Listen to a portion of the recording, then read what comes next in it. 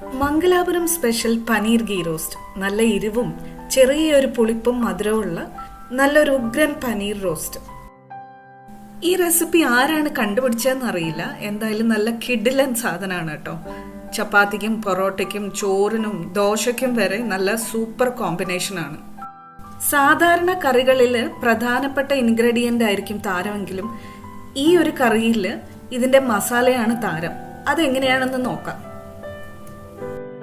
ഇതിൽ മുഴുവൻ മല്ലി 1 ടേബിൾ സ്പൂൺ എടുത്തിട്ടുണ്ട്.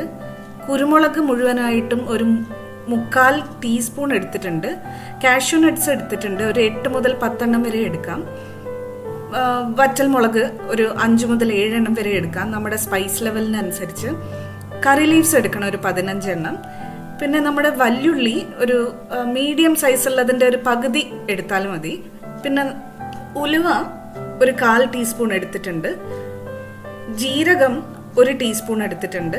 പിന്നെ പെരുംജീരകം ഒരു 1.5 ടീസ്പൂൺ എടുത്തിട്ടുണ്ട്. ഇത്രയാണ് ഒരു സെറ്റ് മസാല. ബാക്കി വഴിയെ പറയാട്ടോ. കറിയിലേക്ക് ചേർക്കാൻ വേണ്ടി അധികം പുളിയില്ലാത്ത കുറച്ച് തൈര് വേണം നമുക്ക്.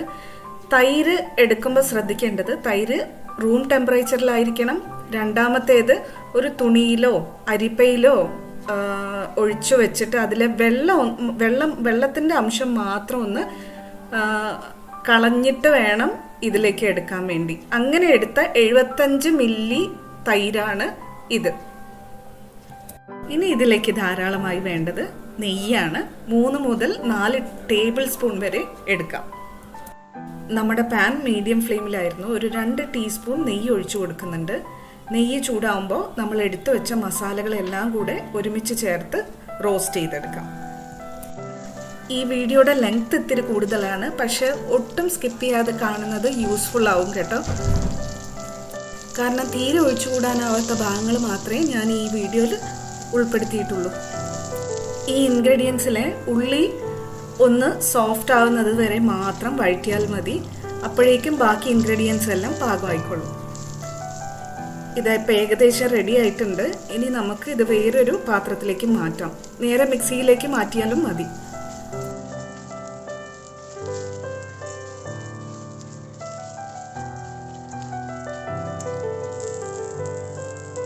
ഇനി ഇതിലേക്ക് നമുക്ക് ചേർത്ത് കൊടുക്കേണ്ടത് 2 ടീസ്പൂൺ കാശ്മീരി ചില്ലി പൗഡറാണ്.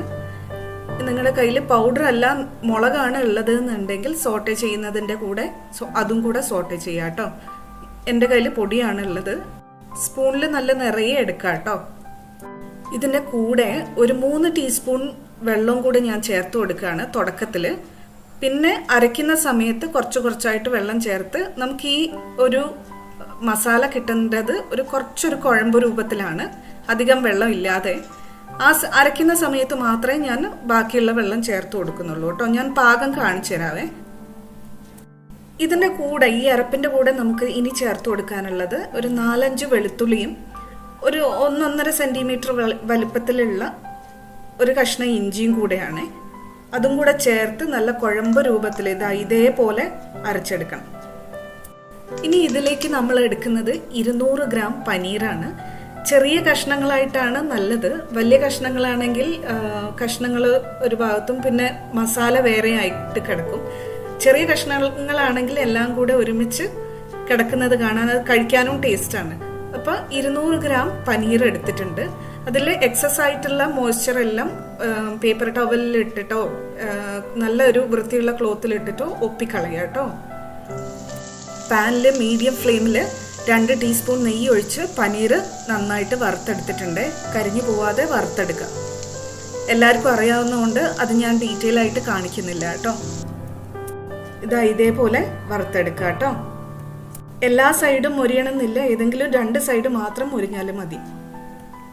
പാൻ വീണ്ടും മീഡിയം ഫ്ലെയിമിലേക്ക് ഒരു 3-3.5 ടേബിൾ സ്പൂൺ വരെ നെയ്യ് ഒഴിച്ചു കൊടുക്കാം. നെയ്യ് ചൂടാകുമ്പോൾ ആദ്യം തന്നെ നമ്മൾ ഒരു 10-15 കറിവേപ്പില ചേർത്ത് കൊടുക്കുകയാണ്. അതിന് പിന്നാലെ തന്നെ നല്ല ഫൈനായിട്ട് അരിഞ്ഞു വെച്ച ഒരു 100 ഗ്രാം വല്യുള്ളി നമ്മൾ ചേർത്ത് കൊടുക്കുകയാണ് കേട്ടോ. വല്യുള്ളി ഒന്ന് നന്നായി സോഫ്റ്റ് ആവുന്നത് വരെ മാത്രം വഴറ്റി കൊടുത്താൽ മതി. ബ്രൗൺ ആവുമൊന്നും വേണ്ട. വല്യുള്ളി ഒന്ന് സോഫ്റ്റ് ആയിട്ടുണ്ട്. ഈ സമയത്ത് നമുക്ക് ഒരു 1/2 ടീസ്പൂൺ മഞ്ഞൾപ്പൊടി ചേർത്ത് കൊടുക്കാം. മഞ്ഞൾ ചേർത്ത് ഒരു 10 സെക്കൻഡ് നേരെ ഒന്ന് വഴറ്റി കൊടുക്കാം. ആ നിറം ഒന്ന് കൂടുതൽ ബ്രൈറ്റ് ആവുന്നത് വരെ മാത്രം ഒന്ന് വഴറ്റി കൊടുത്താൽ മതി. അതിനുശേഷം നമ്മൾ ഇതിലേക്ക് ചേർക്കാൻ പോകുന്നത് നമ്മൾ അരച്ചു വെച്ച മസാലയാണ്. മസാലയും ചേർത്ത് നന്നായി വഴറ്റുക. നമ്മൾ ഇത്ര ടൈറ്റായിട്ട് അരച്ചതുകൊണ്ട് മിക്സിയിലെ മസാലകൾ പറ്റി പിടിച്ച് കിടക്കുന്നുണ്ടാവും. അതും വേസ്റ്റ് ആക്കാതെ കുറച്ച് വെള്ളം ഒഴിച്ച് ഒന്ന് കറക്കി എടുത്തിട്ട് ആ വെള്ളം മാത്രമേ ഇതിലേക്ക് ചേർത്ത് കൊടുക്കുന്നുള്ളൂ കേട്ടോ. അധികമായിട്ട് ചേർക്കരുത്. പിന്നെ നമുക്ക് അത് വറ്റിച്ചെടുത്ത് മസാല ഒന്ന് വേവിച്ചെടുക്കാനൊക്കെ ബുദ്ധിമുട്ടായിരിക്കും.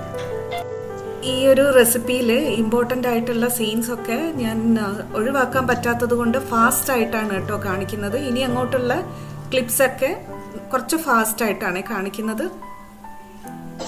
മസാല ചേർത്തതിന് ശേഷം ആദ്യം തന്നെ ഒരു 2-3 മിനിറ്റ് നേരം ഒന്ന് വഴറ്റിയ ശേഷം അടച്ചു വെച്ച് വേവിക്കുക കേട്ടോ. ഒരു 10-15 സെക്കൻഡ് നേരം അടച്ചു വെച്ച് വേവിക്കുക.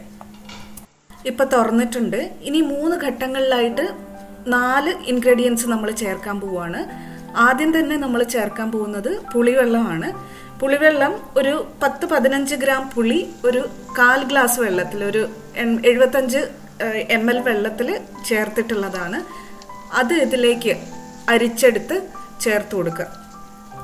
ചേർത്ത് ഒരു 10-15 സെക്കൻഡ് നേരം ഒന്ന് വഴറ്റിയ ശേഷം എല്ലാം കൂടി ഒന്ന് ചേർത്ത് വെച്ചിട്ട് അടച്ചു വെച്ച് വീണ്ടും ഒരു 10-15 സെക്കൻഡ് നേരം കുക്ക് ചെയ്യാം. ആ പുളി ഒന്ന് വേവാൻ വേണ്ടിയിട്ടാണിത്. ഇതൊക്കെ സെക്കൻഡ്സിലാണ്, ശ്രദ്ധിക്കണേ. ഇപ്പോൾ ഇതാ 15 സെക്കൻഡ്സ് കഴിഞ്ഞിട്ട് നമ്മൾ വീണ്ടും ഓപ്പൺ ചെയ്തിട്ടുണ്ട്. ഇനി നമ്മൾ ഈ ഘട്ടത്തിൽ നമ്മൾ ചേർക്കാൻ പോകുന്നത് കാഷ്യൂ നട്ട്സും തൈരുമാണ്. തീ ഒന്ന് കുറച്ച് വെച്ച് കൊടുക്കുക. ആദ്യം ഒന്ന് വഴറ്റിയതിന് ശേഷം കാഷ്യൂ നട്ടും അതിന് പിന്നാലെ തന്നെ തൈരും ചേർത്ത് നന്നായി വഴറ്റി കൊടുക്കുക. ഇത്ര ഡീറ്റെയിൽ ആയിട്ട് പറയുന്നത് കാണുമ്പോൾ ചിലർക്ക് ദേഷ്യം വരും, ചിലർക്ക് ബോറടിക്കും. പക്ഷെ ഒരു കാര്യം പറയട്ടെ, ഇത് ഇത്ര കൃത്യമായിട്ട് ഇതിൽ പറയുന്ന പോലെ തന്നെ ചെയ്തു കഴിഞ്ഞാൽ നിങ്ങൾക്ക് ഫസ്റ്റ് ടൈം തന്നെ നല്ല ബെസ്റ്റ് ഒരു പനീർ ഗീ റോസ്റ്റ് ഉണ്ടാക്കിയെടുക്കാൻ പറ്റും. ഞാൻ ഗ്യാരണ്ടി. ഉണ്ടാക്കാൻ പറ്റിയില്ലെങ്കിൽ എനിക്ക് കമൻറ്റിൽ ഒന്ന് പറഞ്ഞാൽ മതി, ഉണ്ടാക്കാൻ പറ്റിയില്ല എന്നുള്ളത്. നമുക്ക് പ്രശ്നം എന്താണെന്ന് പരിഹരിക്കാം കേട്ടോ. തീ കുറച്ച് വെച്ച ശേഷം തന്നെയാണ് ഈ തൈരും ചേർക്കുന്നത്. ഇപ്പം തീ കുറഞ്ഞിട്ടാണ് ഇരിക്കുന്നത്.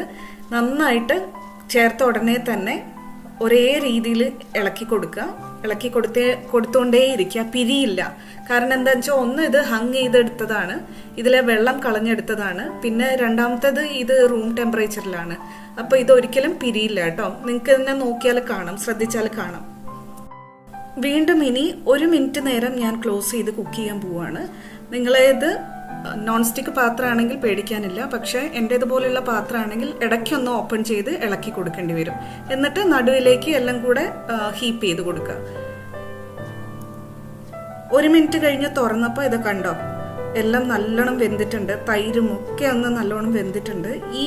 ഈ ഒരു രൂപത്തിലാണ് നമുക്ക് കിട്ടുന്നത്. ഈ ഘട്ടത്തിലാണ് നമ്മുടെ അവസാനത്തെ ഇൻഗ്രീഡിയൻറ്റ് പനീർ ഞാൻ ചേർക്കാൻ പോകുന്നത്. പനീർ ചേർത്ത് കൊടുത്തിട്ട് നന്നായിട്ട് മിക്സ് ചെയ്ത് കൊടുക്കുക. നന്നായിട്ട് പനീരിൽ എല്ലാത്തിലും മസാല കോട്ടാവുന്ന വിധം നന്നായിട്ട് മിക്സ് ചെയ്ത് കൊടുക്കുക.